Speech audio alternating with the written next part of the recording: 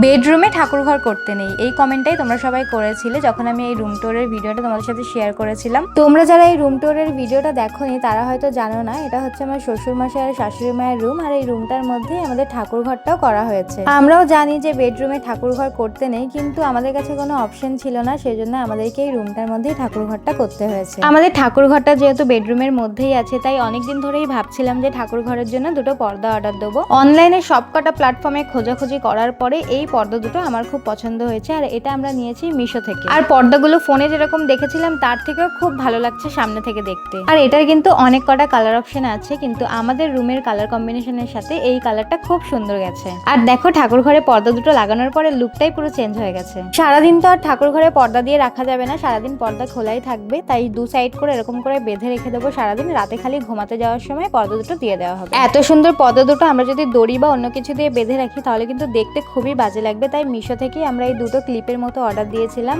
পর্দাগুলোকে বাঁধার জন্য। দেখো দেখতে কি সুন্দর লাগছে। পর্দাগুলো যখন লাগানো ছিল না তখন কিন্তু ঠাকুরঘরটা একটু হলেও খালি খালি লাগতো, এই পর্দা দুটো লাগানোর পরে ঠাকুরঘরটা যেন আরো বেশি সুন্দর হয়ে গেছে। আর তোমাদের কেমন লাগলো তোমরা কিন্তু অবশ্যই কমেন্টে জানিও, আর যদি কেউ তোমরা এরকম পর্দা কিনতে চাও তাহলে আমাকে কমেন্ট করো, আমি তোমাদেরকে লিংক দিয়ে দেবো। আজকের জন্য এটুকুই, টাটা।